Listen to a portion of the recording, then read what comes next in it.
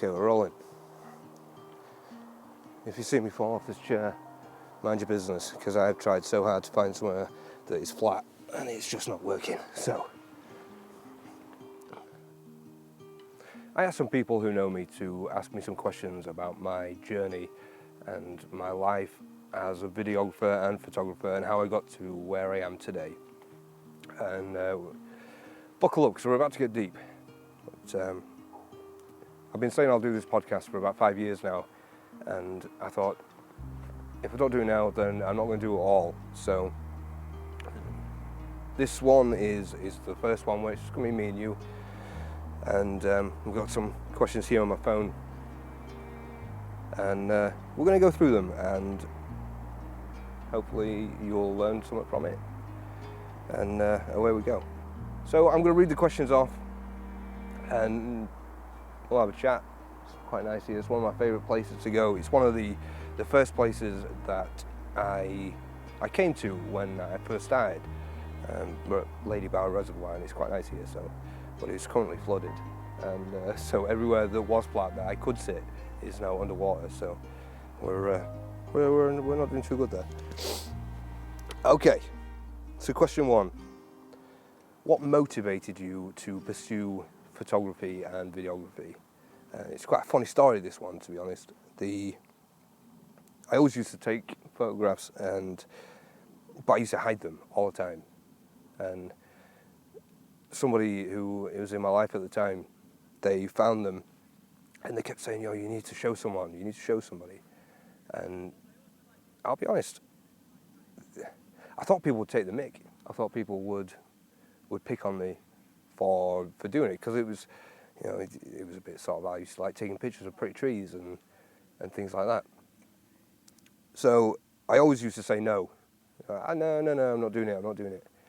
And eventually I just made a Facebook page just to shore up, which is where my name came from, which I absolutely hate. It's cheesy as hell, but it stuck, and it's become a brand that people know, and whatever else. So basically, yeah, I made a page just to shut them up, because they just wouldn't stop hounding me to show off my photos, and I expected it to flop, and I was quite lucky, and it didn't. And so that's where we are today, and nearly 10 years on, I've made a really good career from it, a good life from it. It's massively changed my life. So next question: what camera gear do you use? Why did you choose it? And how has your setup evolved over the years? So I started off with Canon originally. It's something, I think I just kind of fell into like everybody kind of told me that if you want to be professional, you have to have a Canon. You've got to have a Canon or a Nikon. But Nikon, well, let's not talk about Nikon. So I had a Canon first, and then I eventually, when I started to do more video, I'd always used R series cameras, but when I moved into video, it just didn't work for me anymore. I needed something that was really strong in both, and I discovered Lumix, and we'll talk about in another video why I chose Lumix, but for me, I'm primarily Lumix now. I do still have my Canon cameras, but I just don't use them anymore, and I think I've only kept them because, one, sentimental value, two, I've heavily invested in lenses and all that things, and I will lose a hell of a lot of money. So, but yeah, now primarily Lumix. I love them. I'm shooting on a S5 2X today, and for me, they're just amazing. So we'll cover that in another video. But so yes. Okay, this is a tough one. Were there any key people or events that played a pivotal role in your journey? And I'm going to say my dad, but maybe in an unconventional way. Not in... So, the story goes is when I first started out, I think a lot of people find the same, where you're not very good, but people lie to you. a lot, and that was a big thing for me. I used to take photographs. I know now that they were terrible, but a lot of people would be like, "Wow, you're an artist. You're so talented. You're so good." When I wasn't, and I know that they did it for a kind reason. They were trying to sort of to make me feel good and big me up because I knew that this is where I wanted to go and this is what I wanted to do. So my dad was one of them at first. I think maybe he saw that everyone else was saying how good I was, that he sort of, he joined in. And so one day he came to me and said, "Hey, I've got this camera. It was a Canon EOS 70D. Take it for a bit, and I want you to learn with it. And basically, I'm getting married, and I'd like to photograph my wedding." And of course, I mean, that was a huge deal for me. It was my first wedding, and it was obviously my dad's. It was a really important one, and we weren't overly close for various reasons. We won't get into that, but I thought this would be like a really good way to sort of get that bond back with him that we were missing. So obviously I took it. I was like, yeah, I can do this. Everyone's telling me how talented I am. Like, what's the big deal? It's gonna be easy. So in true sort of amateur photographer who doesn't know what he's doing style, I took this 70D. I didn't have a clue how to use it, and I went off and I took a load of landscapes and everything else, which was completely the wrong thing to be photographing. I should have been,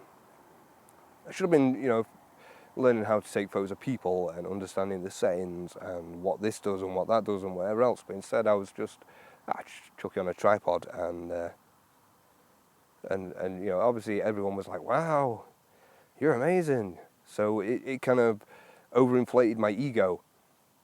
And when the day came for the wedding, it was tough anyway, because I stood up in front of family that I'd not seen for like 20 years, which was, I was terrified.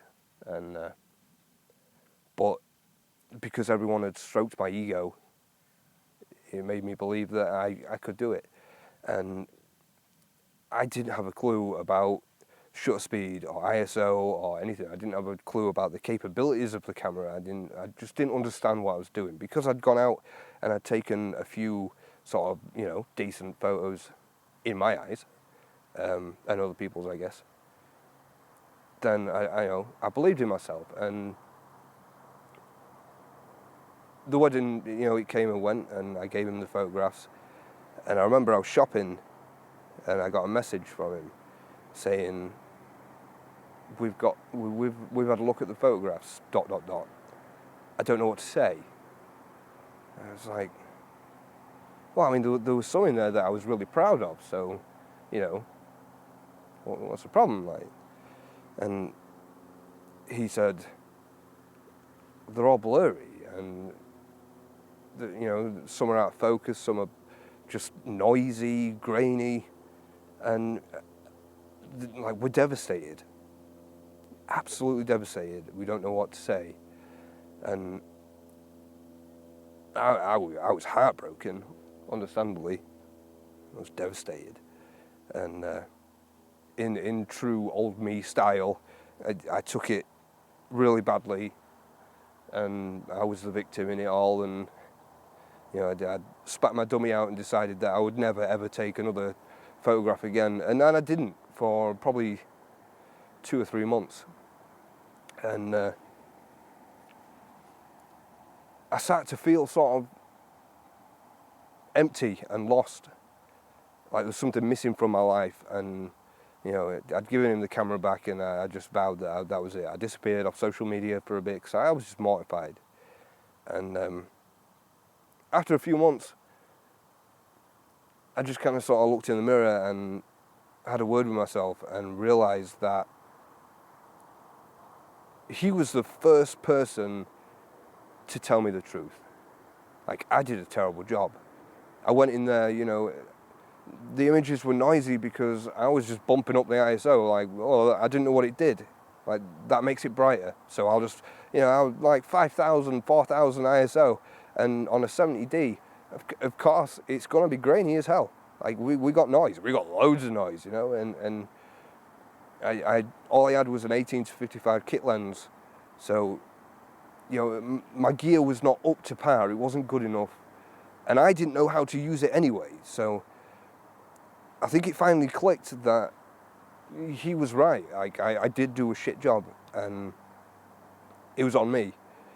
And I decided that I was going to take that negativity and turn it around and turn it into like a positive thing, where I was like, right, you know, he was right. I did mess up.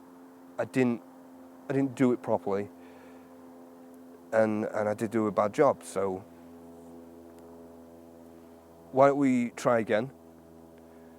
But this time we're gonna get it right, and if I'm gonna do this, I'm gonna be like the best I can possibly be.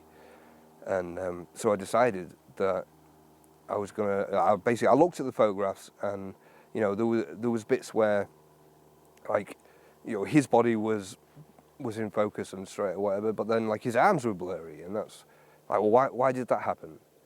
And that's because I was shooting at like 1/15 of a second, you know, because I didn't understand what shutter speed did. I didn't understand anything. You know, I just knew that if you press that button and move a couple of these buttons, then you'll get a bright photo, which is not always the case. So I think if my dad hadn't have said to me that day, look, you've messed up and it's not very good, then I don't think I'd be where I am today. And I'm really grateful for it, because he was the first person to tell me the truth, that I just wasn't good enough. You know? Next question. How did you maintain hope when things seemed impossible? There's a plane going over. I'm very lucky that I have a partner, and she's always been behind me. You know, she's the one who said, you know, if we have to eat beans so you can buy a new lens, then we will do that, and she's always done that. I've spent a lot of money on camera gear that I could have spent on a wedding ring or, you know, a posh holiday and whatever, and she's never ever complained that I've done that. So I think having somebody behind you that tells you, no, come on, like, you can do this. How can we do this? How can we do this? And so there was a lot of times where I felt quite low, and I just thought, you know what, I give up. I can't do this. I don't want to do this. I know it's too much. It's too hard. She was always the one who was behind me, just pushing me that little bit further. And I think that's how I maintained hope, because she helped me. She pushed me. I think having someone who isn't there to help you is probably one of the most damaging, poisonous things that you can have if you're trying to go somewhere. Like, when we first met, you know, I told her, I'm going this way, and as harsh as it sounds, if you want to come with me, like, I need you with me. If not, then watch me go. And she did that, and I'm really grateful, to be honest. What's been the most rewarding moment of your career so far? I've been lucky to work with a few celebrities, and I won't say anyone major, but you know, that was I think the first one was quite a big thing. But one in particular, there's a guy called Richard Browning who invented jetpacks, like full-on working jetpacks. And I remember we were talking back and forth, and he said to me, look, you know, I need a photographer like tomorrow. And this was at 10 o'clock at night. And I was like, oh man, it's like 6 hours away as well. And instead of saying, oh no, you know, it's too short notice, whatever. Because I had nothing charged, I had nothing ready, nothing.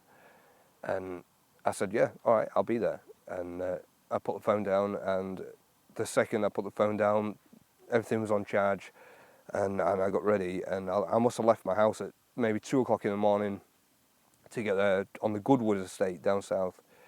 And we got there, and I think it was the first time where somebody big treated me like a professional. And although I was still learning at the time, so I don't know even if I did a good job or not. But he was really nice, and I was treated like a professional. And for me, that was a big day. At the end, whoever he works with, he has these coins that he gives to people. Tom Cruise has one, and quite a few, you know. So he was like, and he gave me this coin with his motto on it, and it said, "Impossible is nothing." And I still have it today, and it's something that I look at sometimes when things get tough, because things do get tough quite often.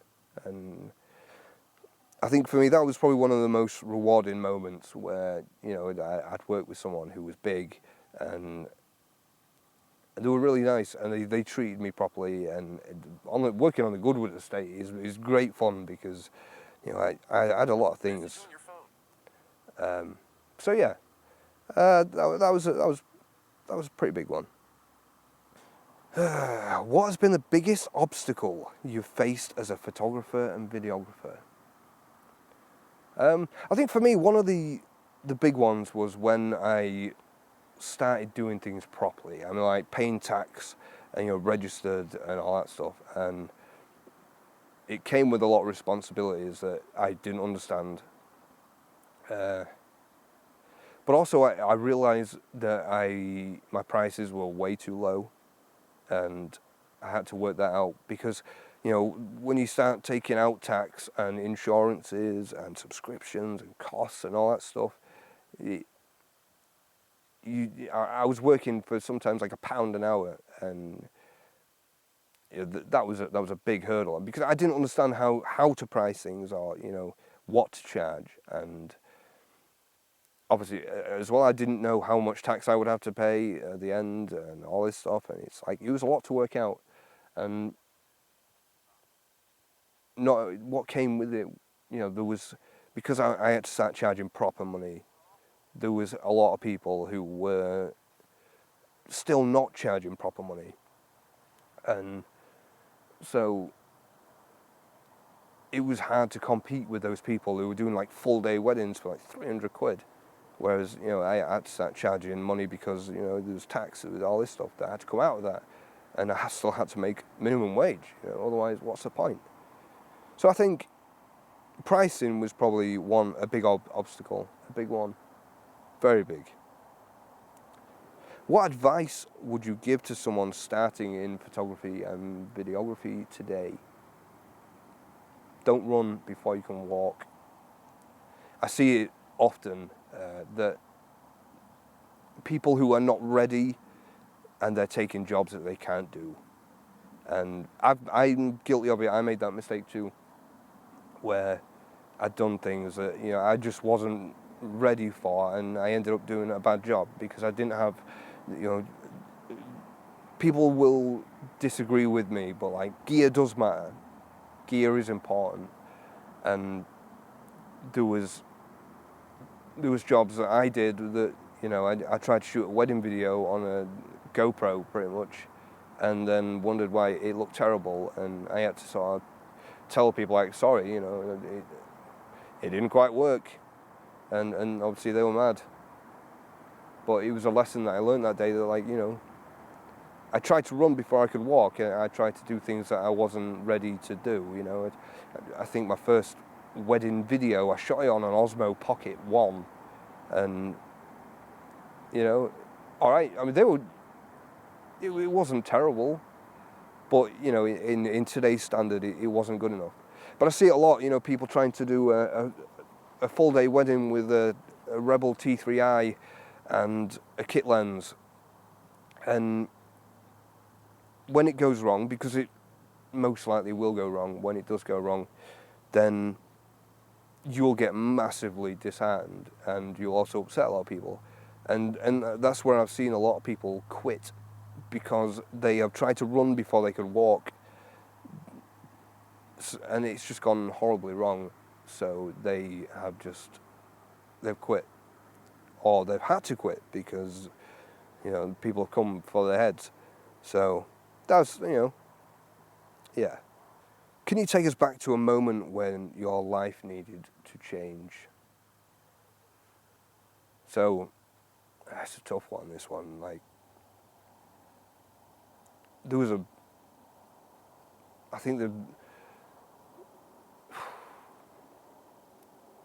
not so many years ago, I made a lot of bad choices, whether it was like women, money, in my career, job, you know, and it bit me on the ass massively. But I used to be one of those people who it was absolutely not my fault. It's never my fault. It's always, you know, women are crazy and this is down to my parents, you know what I mean? Like, and I ended up losing everything. I had nowhere to live. I was sleeping rough, sofa surfing, sleeping outside, and it got to the point where I was living in a caravan with no heat, and it was like minus 17 outside, and I had a son, and he looked at me, and you could see in his face that he felt sorry for me, and he was maybe only like 5, you know, and I realized that if my life didn't change today, that I'm going to die here. I'm just going to freeze to death in this little tin snail. So I did, and I decided that today was the day that my life was going to change, because I didn't want that for him either. I didn't want him to see me in a place like this. I didn't want him to see his dad homeless, jobless, you know. So I think that day, thanks to him as well, you know, I had to look in the mirror again and say, this is your fault. Like, you're in this place that you're in today because of the choices that you made. So maybe now is the time to make some different choices. I don't know. And so I did, and it was probably one of the hardest things I ever did. But it actually, once you realise that it's on you and it's your fault and you've done this, it's quite, you know, things change quite quickly. Maybe not in the way that they are now, but they changed in a way where all of a sudden, you know, like I got a house. It was easier than I thought it was. Once I owned up to my mistakes and owned them, it was like, right, I'm on it. And I did. I got on it, and within 6 weeks, you know, I had somewhere to live, and yeah. How do you stay grounded and motivated now that you have achieved a little bit of success? I was trying to stay humble. Yeah, I know where I came from. I know that I wouldn't be where I am today if it wasn't for some people being behind me and pushing me and supporting me. I'm really grateful for that. But I think I'm never happy with where I am. Like, I will never stop learning. There'll always be something that I try, you know, I try and go out and learn something new and go from there. So I think not being happy about where you are is probably it's a good way to stay motivated, because I want to go further. I want to go all the way to the top. I want to be better than him. I want to be better than them. I want to go all the way. I want to be the guy. If you could go back and talk to your younger self, what would you say? That's a good one. I'd probably tell myself to start earlier. I wish had started photography when I first started, sort of taking pictures on my phone and things like that, because it's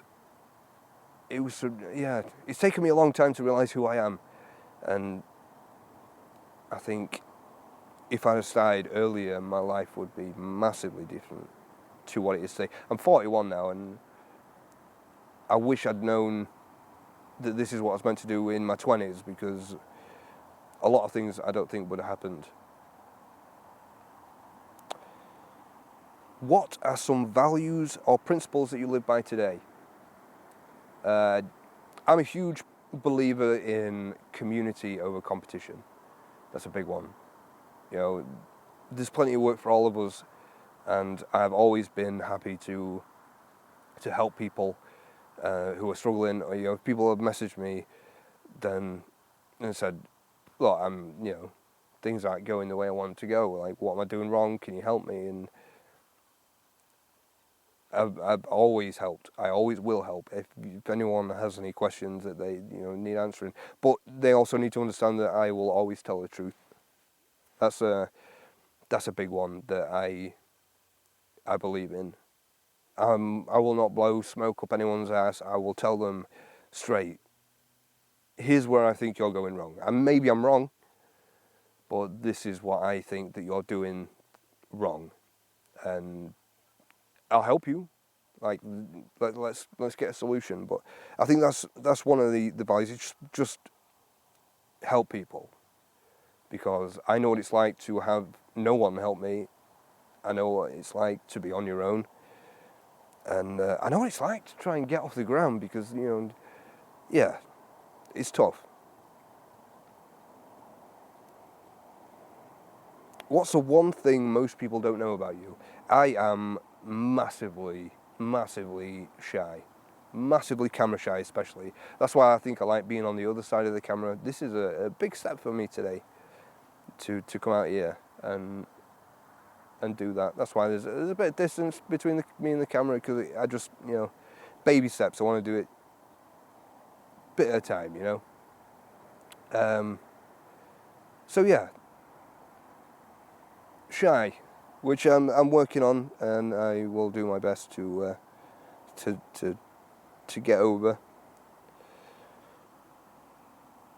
If you could change one thing about your past, would you? No. I'm a firm believer that everything happens for a reason, good and bad. I think sometimes you learn a lot about yourself when you are at the bottom. I think everything that has happened to me in my life so far, I think it was meant to happen. So no, I don't really regret anything. I learned a lot about myself from the things that have happened, the things that I've seen and experienced, and so yeah, no regrets at all. What's next for you in your career and personal journey? YouTube, for one, I get asked a lot. You get told a lot. You should make YouTube. Like, tell me how you did this. Tell me how you did that. Can you give me advice on this and that and this and that? So this is my time now. I'm gonna really make an effort with YouTube, and see if I can take it somewhere. I want to take it somewhere. What impact do you hope your story has on those who hear it? I want people to know that it is possible. Like, absolutely, it doesn't matter whether it's photo, video, or anything else. If you want it badly enough, you can get it, and you will get it. You've got to work, and it's hard. But yeah, I want people to understand that there's absolutely nothing in the way apart from you.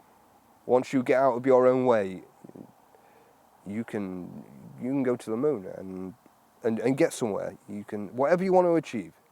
What advice would you give to someone who feels like they are at rock bottom? Look in the mirror. You know, sometimes I think having a harsh word with yourself can be gold. Don't give up. It's not as bad as you think it is. And if it is bad, you can get through it. You just sometimes maybe really need to kick some ass and your own. Are there any misconceptions people have about you or your journey? Be prepared in this industry to get a lot of hate. There's a lot of jealousy in this industry, and I've fallen out. People have had their nose put out of joint with me because I seem to think that I just was lucky, and I basically walked into a camera shop and gave them thousands and thousands of pounds, and then as soon as I held the camera, they think that there was people at the door who were asking me to work for them. Yeah, like a lot of people think that I was just giving it, and that is absolutely categorically not true.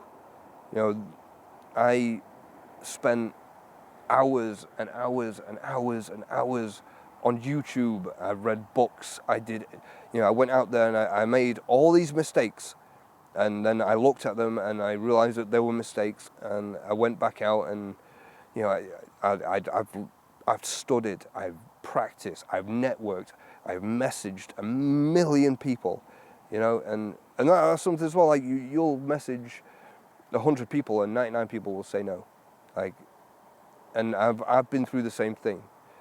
I've just bounced back all the time because I knew that this is where I wanted to go, and so I have fought and fought and fought and fought and fought. This is the hardest thing I've ever done in my entire life, and that's like harder than being homeless, harder than being unemployed, harder than anything, you know. So, but yeah, a lot of people think that I was just giving it. You know, people just like me because I've got a posh camera or I've got a lot of equipment. Because I'm lucky. I've got the best of everything. But nobody gave me that. Like, I reinvested every single penny that I made. And believe me, I started by doing car shoots, and people were giving me a tenner, 10, 20 quid. But I took that 10 and 20 pound and I was like, right, well, I've got 20 quid. How can I make my car shoots better? And so I bought CPL filler, and it was, you know, not a great one, literally just from Amazon. And but that improved my car shoots, and then I was able to charge a little tiny bit more, and I just reinvested everything I had, and not just money, time. Like, I was out at 2 o'clock in the morning when other people were still sleeping, and, you know, I was trying to learn how to shoot the stars, or, you know, I was doing all the trick photography, long exposures and all that stuff. Like, I just went out every single day. There wasn't a single day, there still isn't a single day, where I don't have a camera in my hands, at least just for once, 1 hour a day.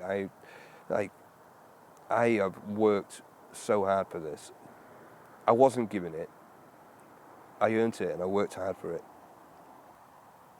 I think that's it. For now, that's all the questions. I hope you enjoyed it, and I hope that there's maybe something that you can get from it. I would like to do more of these where next time I have somebody with me and we'll sit and we'll talk together. But I just wanted this one to, you know, the first one to be just me. And so yeah, thanks for watching, and I'll see you on the next episode.